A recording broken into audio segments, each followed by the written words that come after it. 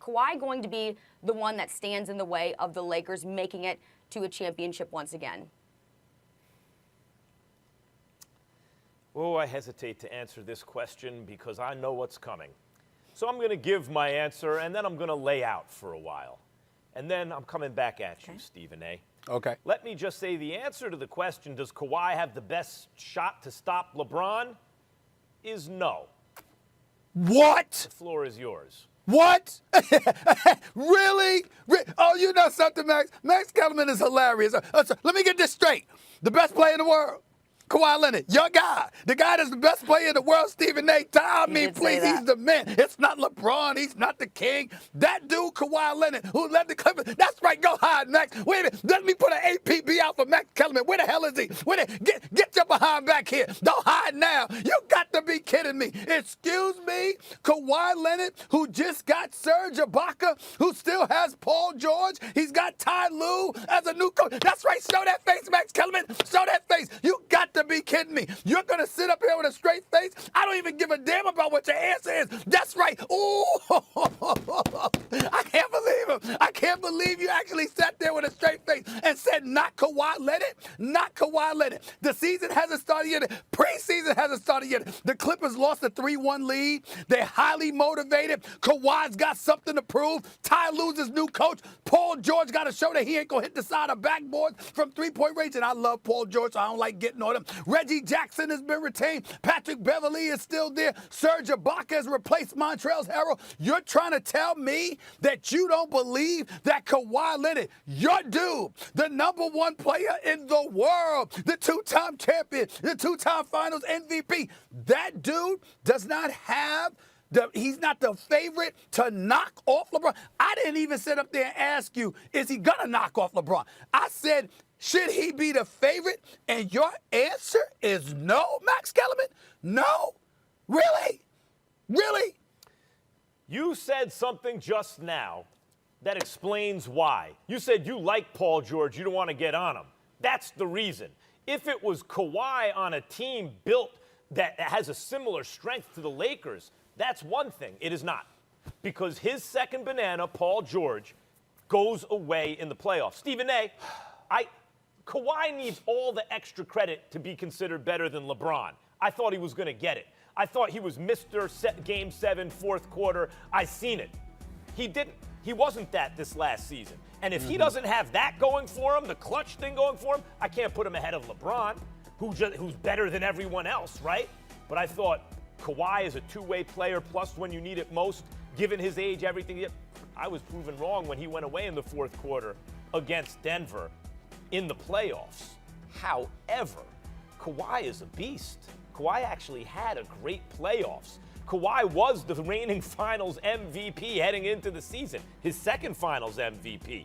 He's a great player in his prime. If he had another player of his caliber, like LeBron does, on his team, and the proper role players around him, I would pick Kawhi to win. He doesn't. He doesn't. If your second banana, they have two superstars on the team, it's really only one superstar and one star who are always waiting to become a superstar, but he doesn't do it. You brought up hit the side of the rim, had the side of the backboard in game 7, right? In the fourth quarter. Side of the backboard. He's so off, he loses confidence in the moment of truth. How can I say that Kawhi got the best chance? Put Kawhi with another dude like him, the way LeBron's with AD. And then, sure, by the way, Stephen A., even bring in Chris Paul switch teams, right?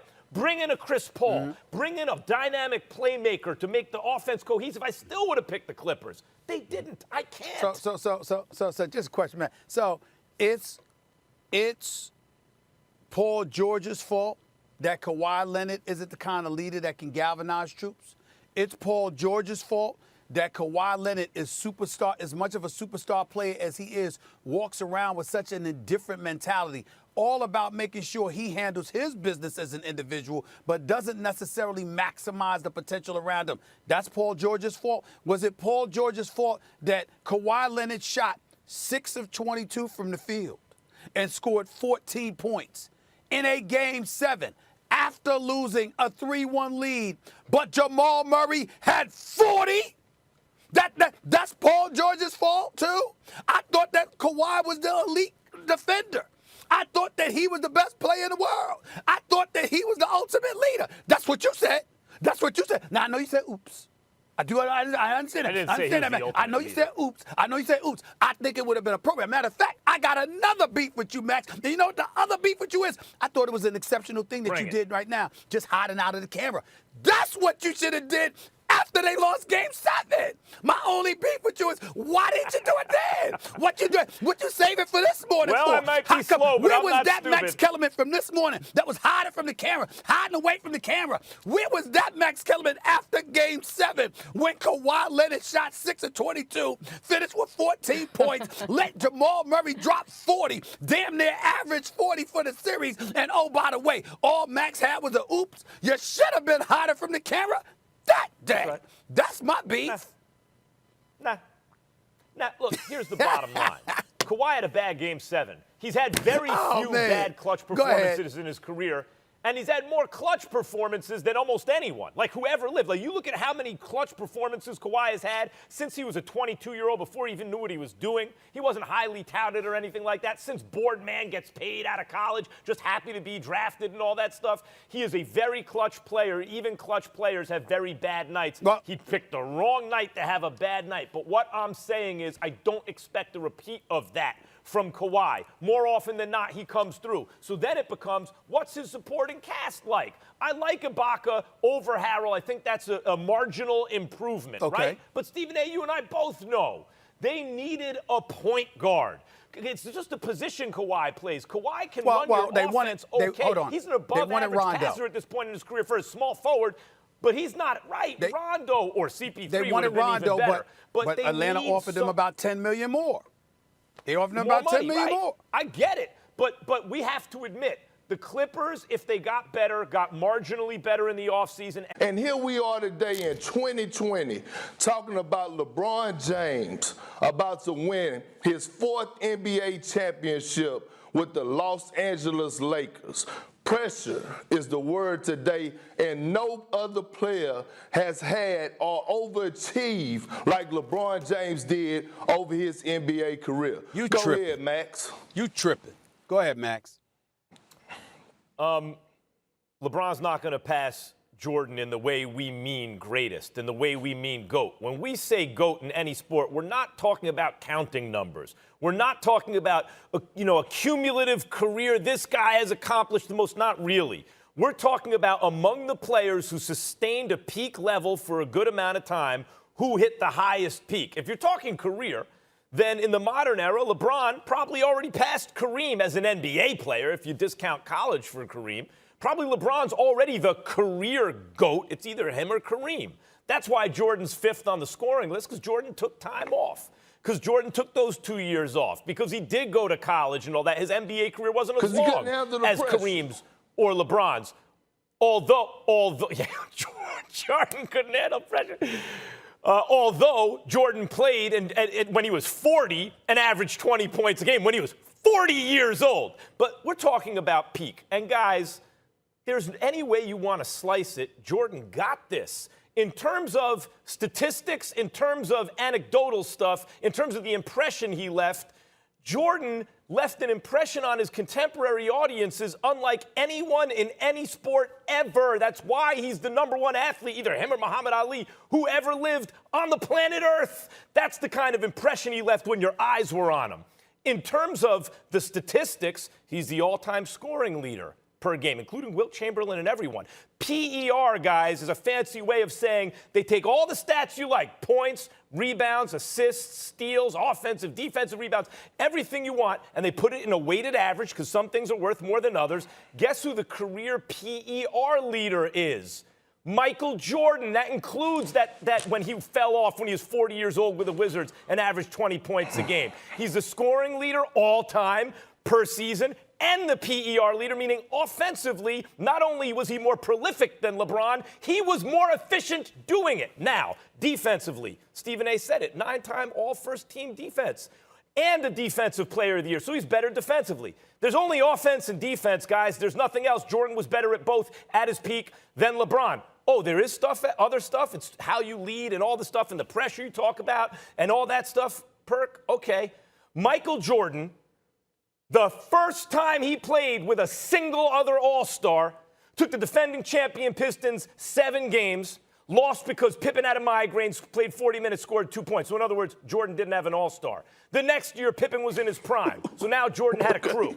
He went 6-4-6 in the finals. No one ever even took him 7 games. So what do you want? You want offense, you want defense, you want stats, you want the impression he left on contemporary audiences, you want championships, you want playing under pressure. What do you want? Jordan's the greatest who ever did it.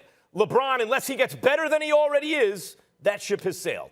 First of all, a couple of things. Number one, at the age of 38, 39, after a 3-year hiatus, Jordan averaged over 20. But we ain't going to bring up his career with the Washington Wizards because that's really irrelevant. It's really about the first 13 years of his career as a Chicago Bull. Kendrick Perkins, I understand you came into the league in 2003. I'm not talking about individual players being soft. I'm talking about the league and the rules that were implemented that made the game soft. I would never sit up there and call any player soft or anything like that. I wouldn't call you nor anybody else. Y'all on an elite level. Y'all are the best players in the world. I would never disrespect players like that. I'm talking about the game itself, the way it was called, the way dudes were restricted. It doesn't even compare to what existed in the 90s and the 80s. Don't even get me started with that. Oh, by the way, in the midst of all of that, Kendrick Perkins, LeBron James played all 82 games in his career at 6'9", 260 in a softest putty league compared to previous generations. He played 82 games one time. Jordan played it 5 times, all 82 games in his 13-year career with the Chicago Bulls. I ain't bring up, additionally after that with the Wizards, the 5 times he played all 82 games. One time he played 82 games, or 81 games. Another time he played 80 games. That stuff matters. He's averaged more career points. The shooting percentage is about the same. He was an elite defender, and here's the biggest thing. LeBron is universally respected. Jordan was universally feared. He scared the living hell out of people. And who did he beat along the way? Beat Magic the first go-round. You know how you feel about Magic, KP. He beat Magic the first go-round. Beat Drexler the second go-round. Beat Barkley the third go-round. Beat Gary Payton and Gary Payton and Sean Kemp before he became Sean Clump. Beat Stockton and Malone twice. And oh, by the way, prevented Reggie Miller and Patrick Ewing and those boys from winning championships. Remember the Cleveland Cavaliers from years ago when they had Craig Elo, Mark Price, Larry Nance, Matt Doherty, and those boys. Shut them down. Don't forget this Shaq brother and has Penny, ruined. Stephen A. Magic Johnson has Michael Jordan has ruined dudes' chances to even get to the finals, for crying out loud. That's how great Michael Jordan was. Shaq Don't and even get Penny, me started. 60-win You team. serious right Swept now? them. I mean, but y'all sitting up here acting like LeBron James didn't have to go through Hall of Famers to win championships. He had to go through While he was Tim with Duncan. Boston Wade? He had to go through Kevin Garnett. He had to go through guys to win, a lot of players to win NBA championships. You didn't know what to go I got through, you man. now. I got you now. I got He you. had to go through a Russell You just Westbrook and lied. Kevin Durant. You just lied. And back then, the league You wasn't just lied. soft. In 03, from 03 to 2010, You just lied. the league wasn't soft, Stephen A.